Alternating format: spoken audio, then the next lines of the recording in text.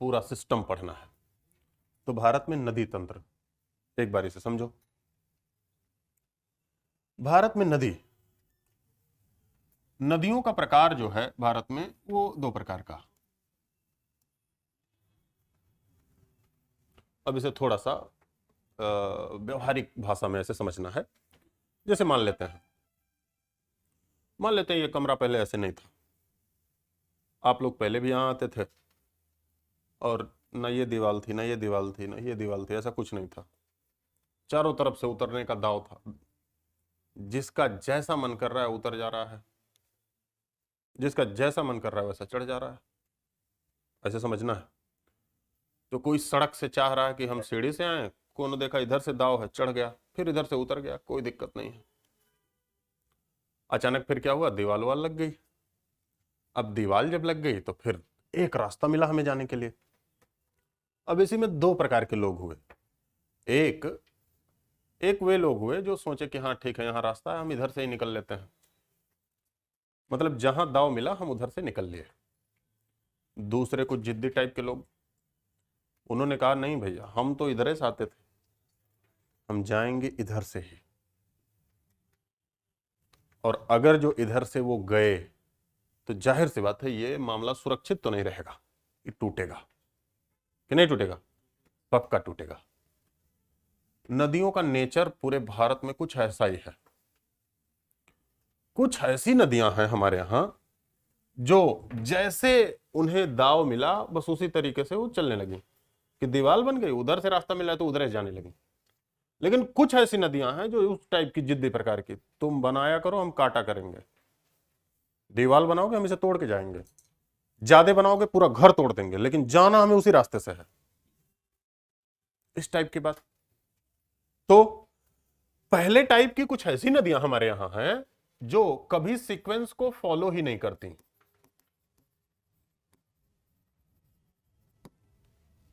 जिसे हिंदी में कह दिया जाए पूर्ववर्ती नदियां।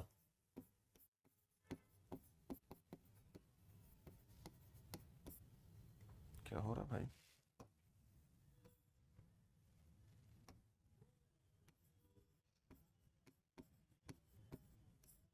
पूर्ववर्ती, पहले जहां वो चल रही है, शब्दों पर ध्यान देना, रटना कुछ भी नहीं है। इन सीक्वेंस, सीक्वेंस को नहीं फॉलो किया।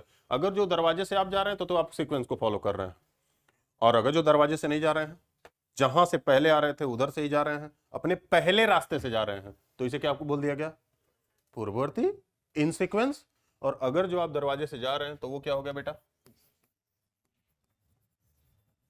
क्या हो गया?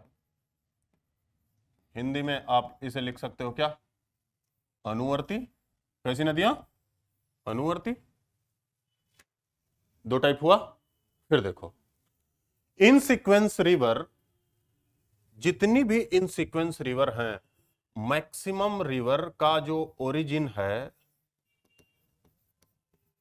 उद्गम, निकलने का स्थान, वो हिमालय है। क्या है? हिमालयी रेंज है, वहीं से निकलती हैं। और हिमालयी रेंज, या हम कह सकते हैं ये ग्लेशियर है,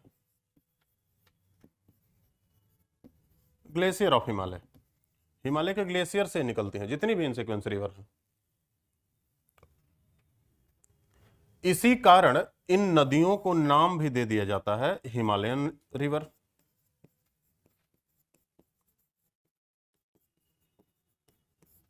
इन्हें क्या कह दिया गया, हिमालयी नदियां। डन। ये सारी नदियां, ये जो इन सीक्वेंस रिवर हैं, चूंकि ये ग्लेशियर से निकल रही हैं, हिमालय के ग्लेशियर से निकल रही हैं, इसीलिए कभी ऐसा नहीं होता है कि इसमें पानी की कमी हो। इसमें पानी हमेशा अधिक ही रहता है, इसमें हमेशा पानी अधिक रहता है। पानी अधिक होने के कारण इन्हें हम दूसरे नाम से भी जानते हैं, मतलब जब जरूरत है तब इसमें पानी है, आप ऐसे समझो।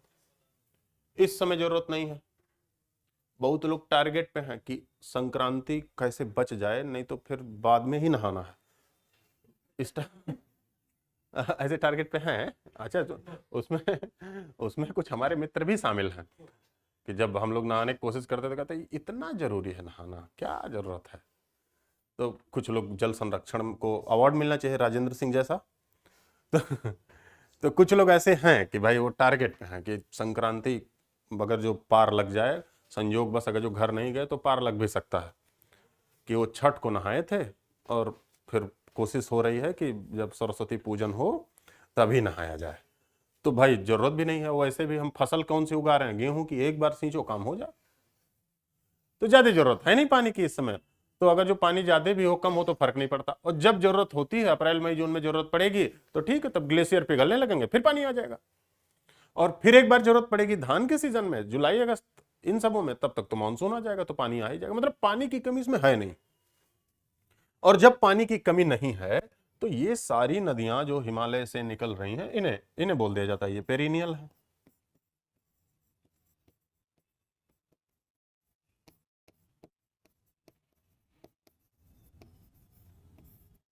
कौन सी नदी? पेरिनियल, सदावाहिनी, सदावाहिनी नदियां। अब इनकी तुलना करो, इसे देखो,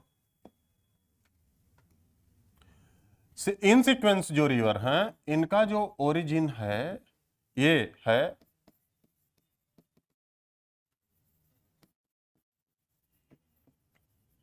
प्रायद्वीपीय पठार।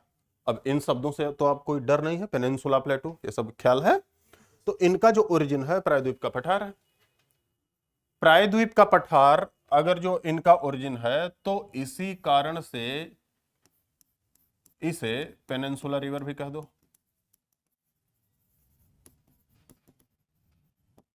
प्रायद्वीपीय नदियां भी कह सकते हैं। इन नदियों में पानी कम रहता है, उतना पानी नहीं रहता जितना दक्षिण भारत के उत्तर भारत की नदियों में रह रहा है। इन नदियों में पानी कम रहने के कारण इसे हम साधारण भाषा में बोल दे रहे हैं क्या? Non perennial. क्या बोल दिया? Non perennial.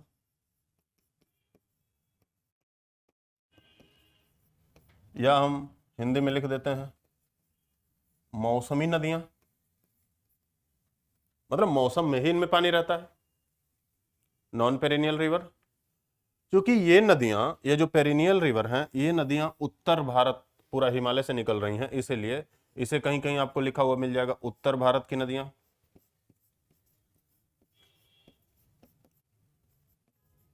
उत्तर भारत की नदियां। और इसे हम क्या बोल देंगे? बोलो। दक्षिण भारत की नदियां, ऐसे ही बोल देंगे। तो कोई इसमें एक हेडिंग पकड़ना है और उसके बाद एक एक करके हमें शुरू करना है कि उत्तर भारत की नदियां या हिमालयी नदियां या पेरिनियल रिवर, जैसे भी शुरू करना है। कभी कभार आपको इससे सवाल भी पूछे जा सकते हैं, इसी फ्लोचार्ट डायग्राम से ही सवाल पूछ लिया जाएगा कि भाई पूछ लिया जाएगा उत्तर भारत की तुलना में दक्षिण भारत में नदियों को लेकर विवाद ज्यादा क्यों रहता है? तो उत्तर भारत की तुलना में दक्षिण भारत में नदियों को लेकर विवाद, कभी आपने नहीं सुना होगा कि बिहार राज्य उत्तर प्रदेश से बोल रहा है देखो तुम्हारे यहाँ जनसंख्या ज्यादा है, गंगा का पानी तुम लोग ज्यादा पी लेते हो, ऐसा कभी सुना है? ना। अच्छा मान लिया ममता बनर्जी बोलती हूँ कि यूपी बिहार वाले पानी मिलके ज्यादा पी लेते हैं गंगा का, मेरे यहाँ पहुंच नहीं पाता, ऐसा कभी नहीं बोला गया होगा।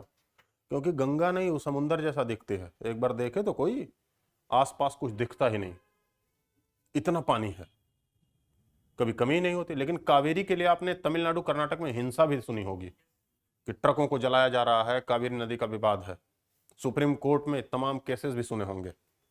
तो दक्षिण भारत